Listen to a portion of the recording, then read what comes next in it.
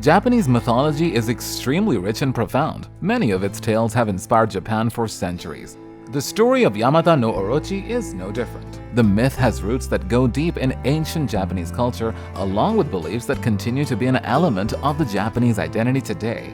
Here's the story behind the myth, its influence on Japanese mythology and Shintoism, and the many themes the tale has. At the center, Yamata no Orochi is about an 8-forked serpent. This translation is literal, and forked refers to the serpent's 8 heads and tails. In Izumo, an elderly couple, Ashinazuki and Tenazuki, were grieving. An 8-headed or 8-forked serpent, Yamata no Orochi has an insatiable hunger and every year demanded sacrifices. The serpent had already taken 7 of their 8 daughters. It was also huge, spanning 8 valleys and 8 mountains. Given its enormous size, no one dared confront the creature, let alone fight it. When faced with the prospect of losing their last daughter, Kusanagi to the creature, an exiled Shinto storm god, Susanoo stumbled across the family. Curious, Susanoo asked Ashinazuki and Tenazuki why they were so miserable. They told Susanoo the tragedy of losing their previous children to the giant serpent. Feeling bad for the family, he offered to help them.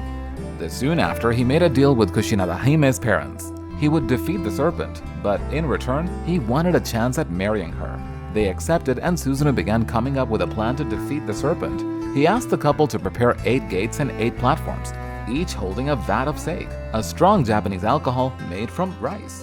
Some time passes and the serpent arrives. It then finds the smell of the sake too tempting to resist and begins drinking it. Eventually, it drinks so much and becomes drunk. Seizing the opportunity, Susanoo impales the creature, causing it to expire. Susanoo notices something strange about one of its many tails. Curious, he slices it open and to his surprise, finds a sword. Not just any sword though. The blade is the Kusanagi no Tsurugi, which would later become one of Japan's 3 Imperial regalia. Finding the weapon also brings Susanoo out of exile, and its gift to his sister, Amaterasu, would help strengthen their familial bonds. Kusanagi marries Susanoo and would later become the central deity of the Gion and worshipped by the Yasaka shrine. Yamata no Orochi is more than a myth. It embodies many Japanese values and beliefs. Susanoo's story resonates a lot with Japanese culture and has many important themes. For example, bravery, prowess, strategy, and intelligence. It's a well-known myth about good defeating evil.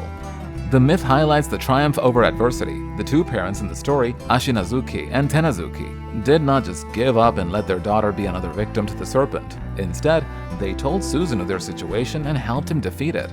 Having said that, the myth is also a tale about balance and order. Yamata no Orochi symbolizes chaos destroying things as it goes. Susanoo, on the other hand, represents good. The myth shows that harmony is reached after chaos and balance in the natural and spiritual worlds is finally reached. The earliest written account of the myth was in the Kojiki in 712 AD. Though most people believe its oral tradition predates the written account by several centuries. One of the ways the tale influenced Shintoism was that it explained the origins of one of the 3 sacred treasures, also known as the 3 Imperial regalia. After receiving the sword from Susanoo, Amaterasu eventually gifted the 3 sacred treasures to the first emperor: the sword, a jewel, and a mirror. These gifts represented 3 virtues that the emperor should have. The sword symbolizes strength and courage, the jewel represents benevolence, and the mirror symbolizes wisdom. This myth also reinforces some of Shintoism's fundamental principles. For example, kami worship. The myth features prominent kami like Susanoo, a storm god, Amaterasu, a sun goddess, and Yamata no Orochi, a water deity. The interactions and struggles between these kami highlight the importance of both respecting and appeasing them. The myth also emphasizes nature, and Shintos have a deep respect for nature and its association with the divine. Many see the serpent as a natural force that needs both appeasement and control. Yamata no Orochi has greatly impacted Shintoism. It has influenced its beliefs, practices, and symbols. It reminds people of cornerstone practices like kami worship and respecting nature. Shintoism derives much of its identity, as does Japanese culture, from this myth.